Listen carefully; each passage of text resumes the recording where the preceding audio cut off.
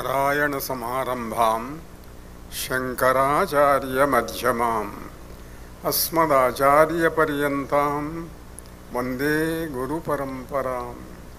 సిద్ధ గురు పరంపరకు ప్రణామాలు సమర్పిస్తూ ఉన్నాను. ఈనాడు అద్భుతమైనటువంటి లక్ష్మీ నారాయణ కళ్యాణం జరిగింది. దేవతా కళ్యాణం ఎక్కడ జరిగితే అక్కడల్లా కూడా శుభవుతుంది. అందుకని నిరంతర శుభములు జరగాలి అనేటువంటి కోరికతోటి ఈ కళ్యాణ పరంపర ఏర్పాటు చేయటం జరిగింది. కళ్యాణం అన్నమాట అందరికీ తెలుసు. సంస్కృతంలో కళ్యాణం అంటే పెళ్ళి అని మాత్రమే కాక మీరు డిక్షనరీ తీసి చూసేటట్టయితే కళ్యాణం అన్న శబ్దానికి బంగారము అన్న అర్థం కూడా ఉంది. అంటే లక్ష్మీదేవి కళ్యాణం అంటే సాక్షాత్తు ఒక సువర్ణమయమైనటువంటి అనుభూతిని కలిగిస్తుంది అని అర్థం. కాగా లక్ష్మీ నారాయణులలో మనకు దివ్యక్షేత్రాలు లక్ష్మీనారాయణుల దేవాలయాలు కొన్ని వందల వేలు భారతదేశంలో ఉన్నాయి. అయితే ప్రసిద్ధమైనటువంటివి మొట్టమొదట లక్ష్మీదేవి స్తోత్రంతో ప్రారంభించినప్పుడు లక్ష్మీం క్షీరసముద్రరాజతనయాం శ్రీరంగధామేశ్వరీం అన్నారు.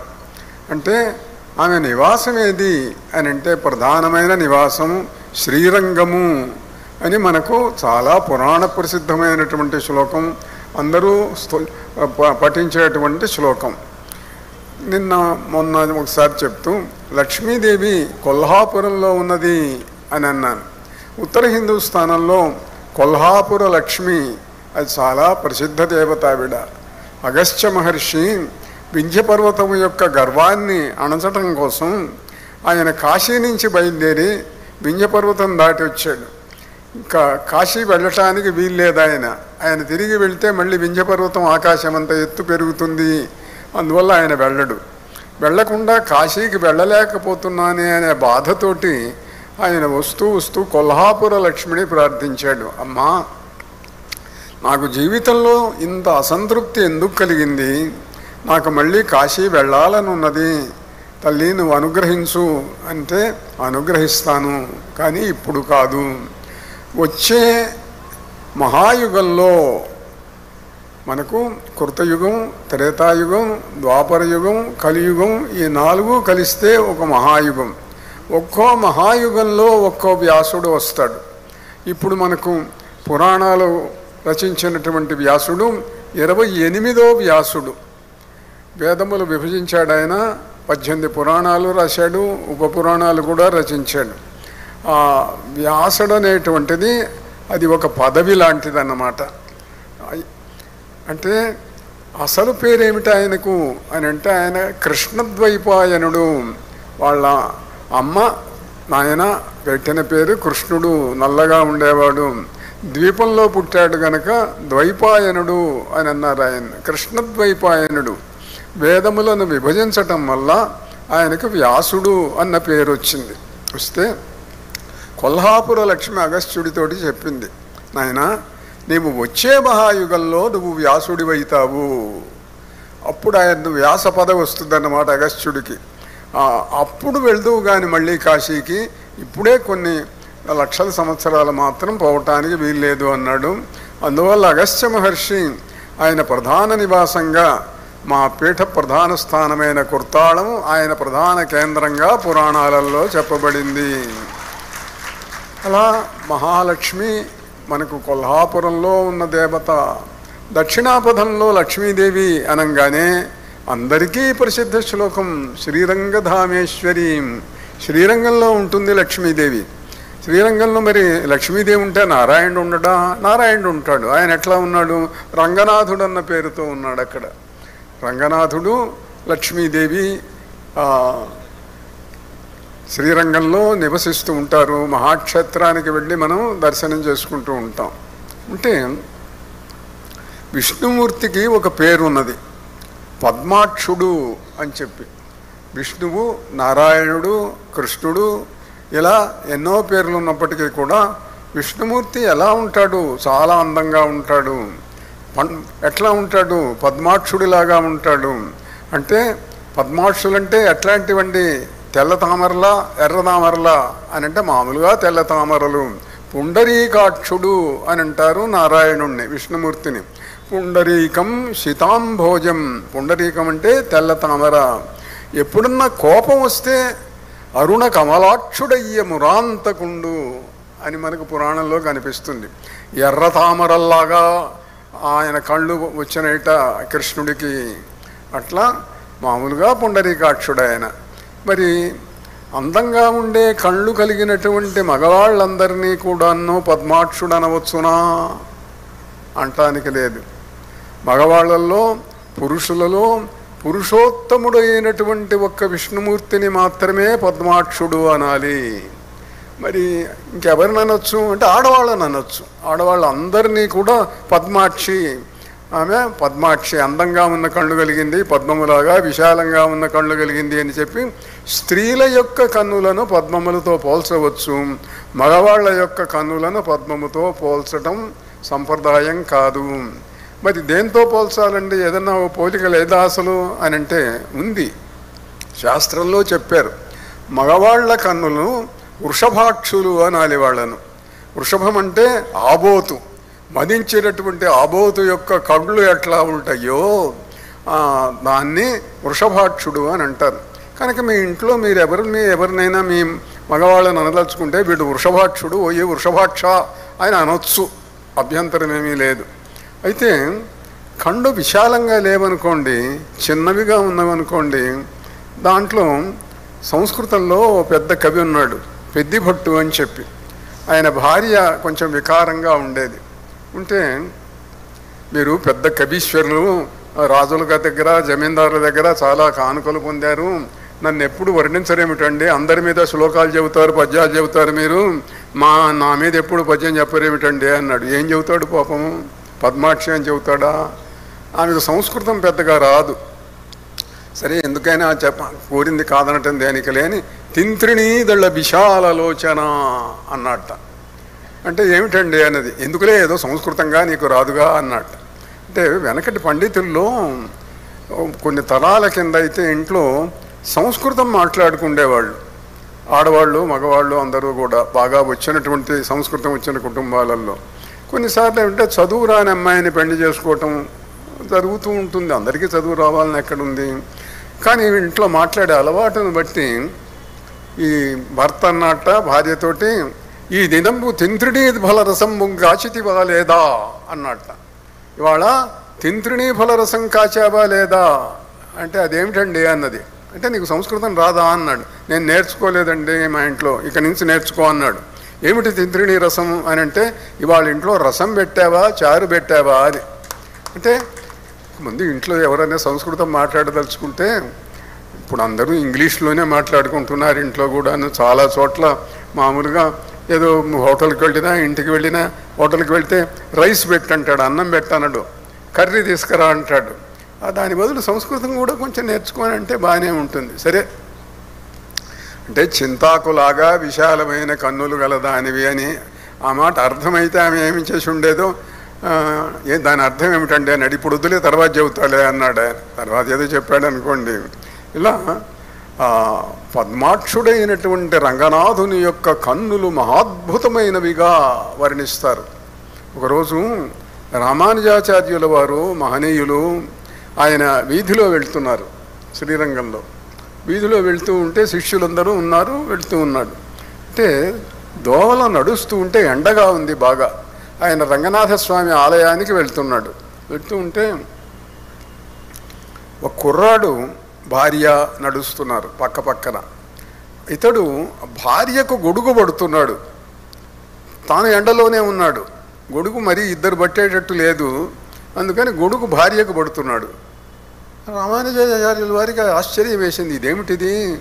వీడు భార్య బజార్లో కూడా సిగ్గుపడకుండా భార్యకు గొడుగు పడుతున్నాడు, మరి ఏమిటిరా ఇది అని వాడిని పిలుచుకురండి అన్నాడు. శిష్యులు వెళ్ళి స్వామివారు పిలుస్తున్నారు అంటే, అయ్యో అట్లనా అన్నాడు. వచ్చాడు. వస్తే ఏమిటి స్వామివారు అన్నాడు. నీవు భర్తవు, నువ్వు భార్యకు నడిబజారులో గొడుగు బట్టి తీసుకెళ్తున్నావు, నీకేమి సిగ్గులు కాలేదా అన్నాడు. నాకెందుకండి సిగ్గు, నా భార్య అంటే నాకు చాలా ఇష్టం అన్నాడు. ఇష్టమైతే మాత్రం అంటే ఆమె కండ్లు పద్మాక్షులండి, అందంగా ఉంటాయి. ఎండ సోకేటట్లయితే అవి కమిలిపోతాయేమో, నల్లబడతాయేమో, నల్లసారలు వస్తాయేమో అని నేను గొడుగు పడుతున్నానండి. నేను పట్టకుండా ఉండలేను, పట్టి తీరుతాను అన్నాడు. అంటే ఎందుకంత నీకు ఆసక్తి కలిగింది అంటే, ప్రపంచంలో ఇంతకంటే అందమైన కళ్ళు ఎక్కడా లేవండి అన్నాడు. అంటే రామానుజుల వారికి ఎందుకో చమత్కారంగా అనిపించింది. ఒరే, ఇంతకంటే అందమైన కళ్ళు చూపిస్తే ఏం చేస్తావు అన్నాడు. నేను ఆ కళ్ళను ఉపాసిస్తాను, ఆరాధిస్తాను అన్నాడు. ఇంతకంటే అందమైన కళ్ళు ప్రపంచంలో లేవు, మీరు స్వాములు వారు మీరు చూపించేటట్టయితే ఆ కళ్ళను ఆరాధిస్తాను అన్నాడు. నాతో రా అన్నాడు ఆయన. రంగనాథుడి ఆలయంలోకి తీసుకెళ్ళి ఆ కుర్రాడిని అక్కడ నిల్చొని, ఒరే రంగనాథస్వామి కళ్ళ వైపు చూడు అన్నాడు. చూశాడు. వాళ్లకు దివ్యమైన పద్మ విలోచనములు కనిపించినాయి. ఆ కుర్రాడు పేరు ధనుర్దాసు, ఆ అబ్బాయి పేరు, కుర్రాడి పేరు ధనుర్దాసు. వాడు మహావీరుడు. వాడు ఆ ధనుర్దాసు ఆనాటి నుంచి కూడాను రంగనాథస్వామికి భక్తుడైనాడు, రామానుజాచార్యుల వారికి శిష్యుడైనాడు. అతడి కథ చాలా అద్భుతంగా ఉంటుంది, చాలా విశేషాలు ఉన్నాయి అనుకోండి. సరే, ఏదైనప్పటికీ కూడాను మనం లక్ష్మీనారాయణులను గురించి భావిస్తున్నాం కాబట్టి, లక్ష్మీదేవి అనగానే ప్రతి వాళ్లకు తోచేదేమిటి అని అంటే సిరి సంపదలు, ఐశ్వర్యం. లక్ష్మీదేవికి 7 వారాల నగలు ఉంటాయి. అంటే ప్రతిరోజు కూడా ఒకే రకమైన నగలు కాదు. ఆదివారం నగలు వేరు, సోమవారం నగలు వేరు, మంగళవారం వేరు, ఇట్లా వారాలు ప్రతిరోజుకు కూడా వేరే వేరే నగలు, హారాలు, ఆభరణాలు అన్నీ ఉంటాయి. అందుకని నగలు ధరించి లక్ష్మీదేవి ఆ రకంగా ప్రకాశిస్తూ విష్ణుమూర్తికి ప్రతిరోజు ఒక రకమైనటువంటి వేషంతో, ప్రతిరోజు ఒక రకమైన రకరకాలైన ఆభరణాలు ధరించి 7 వారాల నగలు కలిగి ఉంటే నారాయణుడు సంతోషించేవాడు వైకుంఠంలో. అయితే ఒకసారి ఆయన ప్రహ్లాదుని రక్షించడం కోసం నరసింహావతారం ధరించాడు. నరసింహావతారం ధరిస్తే ఆ నరసింహావతారం వచ్చాడు, హిరణ్యకశిపుణ్ణి చీల్చేశాడు, భయంకరంగా గర్జిస్తున్నాడు. ఆ కోపాన్ని ఎవరు ఆపలేకపోతే అందరూ ప్రార్థించారు. ఎవరు ప్రార్థించినా వినలేదుట ఆయన. పురాణాలలో రకరకాల కథలు ఉన్నాయంటే ఇదొక కథ. ఎవరు చెప్పినా వినలేదు, ఎవరు ప్రార్థించినా వినలేదు, స్వామి శాంతించు అంటే వినలేదు. వెనుక ఆయన గర్జిస్తూ ఆమె లేచి అలా నడవటం మొదలుపెట్టాడు. లోకాలు దాటుతున్నాడు, కొండలు దాటుతున్నాడు, గుట్టలు దాటుతున్నాడు. ఈలోపు భక్తులు, దేవతలందరూ కూడా లక్ష్మీదేవిని ప్రార్థించారు. అమ్మా, ఎవ్వరు ఆపలేరు ఆయన కోపాన్ని, నువ్వే ఆపాలి అన్నట్ట. సరే, ఆమె అన్ని రకాల ఆభరణాలు ధరించి లోకోత్తర సౌందర్యవంతమైనటువంటి రీతిలో అలంకరించుకొని ఆయన ముందు వెళ్ళిందిట. ఆయన కోపంతో నడుస్తున్నాడు, ఎదురుగా వచ్చేది. ఎవరు వచ్చిపో అతనికి అన్నట్ట. అనేటప్పటికి భయపడిపోయింది. ఏం చేయాలో పక్కకు వెళ్ళిపోయింది. మామూలుగా మన భాగవతంలో అయితే ప్రహ్లాదుడు ప్రార్థించాడు, నరసింహస్వామి శాంతించాడు అని ఉందనుకోండి. కానీ ఇది కూడా ఒక స్థల పురాణంలో ఉన్న కథ. వెళ్ళిపోయింది. ఏం చేయాలా? దేవతలందరూ తనకు బాధ్యత అప్పగిచ్చారు నరసింహస్వామి కోపాన్ని పోగొట్టడానికి. అంటే అప్పుడు ఆమె ఆలోచించింది, రోజూ ఇట్లా బంగారము, రత్నాలు, మణులు, వీటైన ఆభరణాలు ధరించి ఉంటే చూసి ఆయనకు విసుగుబుట్టుంటుంది. అందువల్ల ఏ ఆభరణాలు లేకుండా వెళ్తే ఎలా ఉంటుంది, బాగుంటుంది కదా అని అనుకొని ఆభరణాలన్నీ తీసేసిందిట మామూలుగా ఇళ్లలో. కానీ సరే, లక్ష్మీదేవి అందుకని ఏం చేసింది అని అంటే, మామూలుగా ఇళ్లలో కూడా చూడండి, స్వీట్లు ఎక్కువ తింటారనుకోండి, స్వీట్లు తినగా విసుగుబుట్టి కాస్త చింతపండు తింటే బాగుంటుంది అని అనిపిస్తుంది. కాస్త పుల్లటి పదార్థం చేసి తిందాము అని. అట్లనే ఈమె అన్ని ఆభరణాలు కూడా లక్ష్మీదేవి తీసివేసి నిరాభరణంగా మామూలు వస్త్రాలు కట్టుకొని, మామూలు వస్త్రాలు కూడా ఎందుకు అనుకున్నది, కోయపిల్లలాగా మెడలో గురువెంద గింజల దండ వేసుకొని, తలకు ఇలా నెమలిపించమో ఏదో పెట్టుకొని అలా అడవిలో నాట్యం ఆడుతూ ఉన్నదిట. అది చూశాడు నరసింహస్వామి. ఇంత భీకరమైన కోపము, భయంకరమైనటువంటి అట్టహాసములు, గర్జలు అన్నీ పోయినాయి. చాలా సంతోషం కలిగింది చూడంగానే సంతోషం కలిగి, ఎవరు నీవన్నాడు. నేనెవరైతే నీకెందుకు అన్నది. నువ్వు చాలా అందంగా ఉన్నావు, నన్ను పెళ్లి చేసుకో అన్నాడు.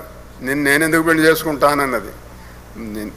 అంటే ఏం పెళ్లి చేసుకోవడానికి నేను మహావీరుణ్ణి, సాక్షాత్ విష్ణుమూర్తి అన్నది, నువ్వు ఎవడైతే నాకేమిటి, మా కోయల్లో బోయల్లో పెళ్లి కావాలి అని అంటే మాకు కొన్ని పద్ధతులు ఉన్నాయి అన్నది. ఏమిటా పద్ధతులు చెప్పు, నేను ఆ పద్ధతులు నేను కూడా చూస్తాను, ఏం కావాలి నీకు, ఏదైనా పులిని చంపాలా, సింహాన్ని చంపాలా, ఏమి చంపాలా అని అన్నాడు. అంటే ఆమె అన్నది, చెట్టు లెక్కగలవా ఓ నరహరి, పిట్ట లెక్కగల పుట్ట లెక్కగలవా, చెట్టు మీది ఆ చిటారి కొమ్మన చిగురు కోయగలవా అన్నదిట. అంటేను వీడు అన్నాడు అప్పుడు, చెట్టు లెక్కగలనే ఓ చెంచిత పుట్ట లెక్కగలనే, చెట్టు మీది ఆ చిటారు కొమ్మన చిగురు కోయగలనే. ఇంకేముంది, ఇద్దరు కలిశారు, నాట్యం చేసుకున్నారు, డ్యూయట్ సాంగ్ అయిపోయింది. ఇంకా చెంచులక్ష్మి భర్త అయినాడు నరసింహస్వామి. ఇలా లక్ష్మీ నారాయణులు వివిధములైన అవతారాలలో వివిధములైన రీతుల్లో వాళ్ళు ప్రకాశిస్తూ భక్తులను రక్షిస్తూ ఉన్న కథలు పురాణాలలో ఎన్నో కనిపిస్తాయి. ఏదైనా మనకు నారాయణుడు ముక్తినిస్తాడు, కానీ మనకు అసలు డబ్బులు సంపదలు కావాలి కాబట్టి లక్ష్మీదేవిని ఉపాసించాలి. అందుకే అంటారు, కమల నయన నీవు కలచోటు సరసంబు, నీవు లేని చోటు నీరసంబు, కంబు కంఠీ నీవు కలవాడు కలవాడు, లేనివాడు నీవు లేనివాడు. లోకంలో ఎవరైనా డబ్బులు ఉన్నవాడు ఉంటే ఆయన ఉన్నవాడండి కలవాడండి అని అంటారు. ఏమి లేనివాడు అనుకోండి, లేనివాడు అంటే ధనం లేనివాడు.